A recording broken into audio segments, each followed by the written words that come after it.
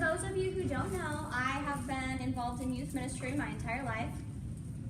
That was a joke that went nowhere. So, because I'm youth, obviously I've been involved in youth ministry my whole life because I'm still a youth. Yeah? Yeah. Okay. Anyway, so working with young people through CCRE, middle school Bible studies, everything else, I've learned that it's always good to have a question to ask to like break the ice. So my go-to question, thank you Connor Sabatka, to anyone who remembers him, he is the inspiration for this question. And the question is, if you had muffins for fingers, what flavor would they be and would you eat them? So just discuss at your tables really quick. Maybe like if you don't know someone, say your name. Like it's a weird question, but youth ministry, little kids, they don't want to know about your siblings. Like they want to have funny questions. Hannah. Yeah? Lemon poppy seed. And yes, I would eat them. I love that for you. What about you? What would you like to have for fingers? What?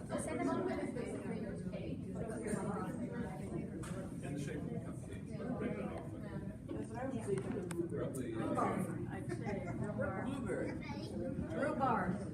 Ooh, strawberry rhubarb. Blueberry. Can someone please make me rhubarb muffins?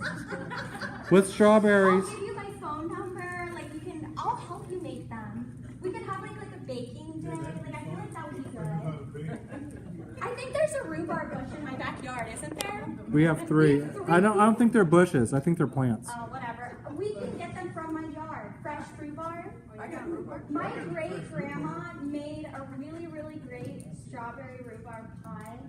Oh my goodness. That's my favorite thing that I remember about her. Anyway, my name is Hannah Case. I'm a sophomore at Carroll High School. I was confirmed this year. Yay. My confirmation date is St. Catherine of Bologna. And yeah, I just wanted to give a little bit of an introduction. If I had muffins for fingers, they would be blueberry flavored, but only the top part, because you know they have the little like crummy bits that they put on blueberry muffins, and those are really, really good. And I would eat them. I would definitely eat them because, like, if you have muffins for fingers anyway, you're not going to be able to use them. You might as well eat them, right? Mind you, I've had 2 years to prepare for this answer. It's always been the same for the last 2 years. I always answer this question with that. I don't know, that's all I got. So, first I'm going to start off with a poem that I performed at All States Speech this year for individual. It's a self-written poem, and it's titled Mom. I remember the night it hit me like a baseball bat hitting the ground as the runner sprints to first base, springing up in its wake, shooting up to the sky, almost touching the stars, that someone was saying a special, silent prayer for me in the dead of night, saying a prayer like I was a special someone even though they needed the prayers too.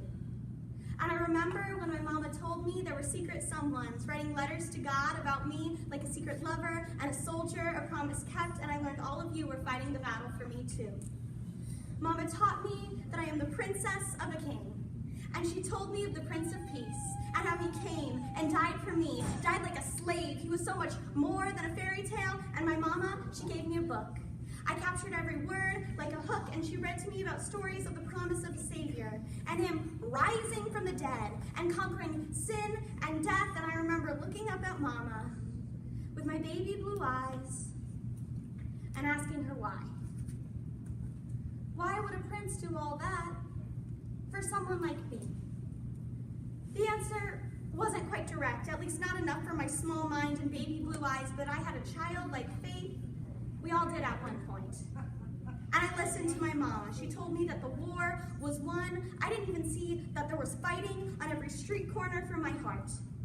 But my prince had already saved me from what Mama called a snake, full of lies and deceit, who was going to try to keep me away from my prince. Under no circumstances was I allowed to let him. But what does deceit mean, Mama? I asked her one night as she read to me, but I wasn't old enough for the answer. It didn't make sense yet. And sometimes the world still doesn't make sense. But for some some reason it continues to go round. Mama taught me everything I know about Jesus, and her mama taught me how to pray. And so every night when I pray, I look up and I see the moon, and the moon sees me, and the special somebody praying for me.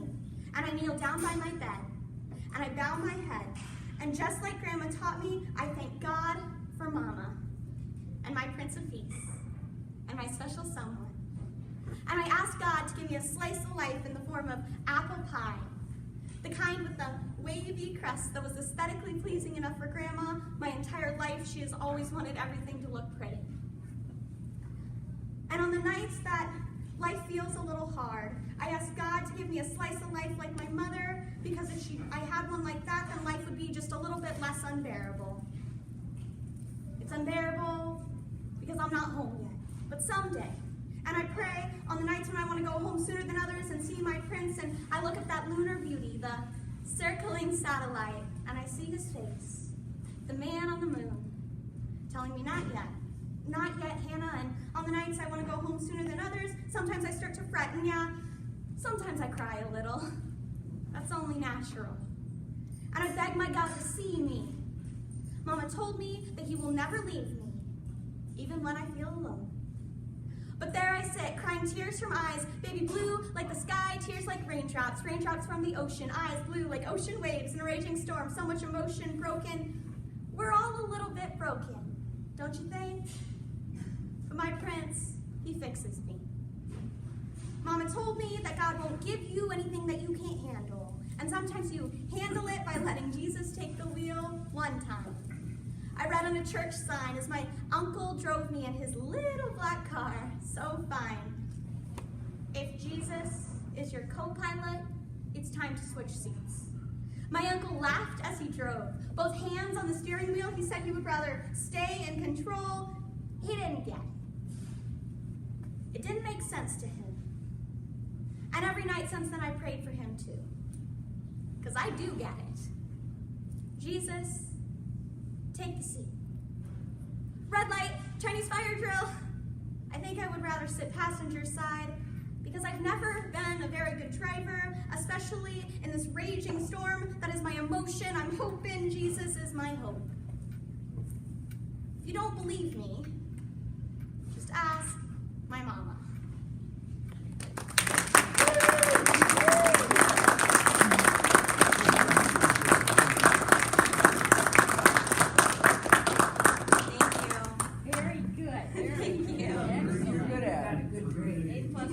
She went to state.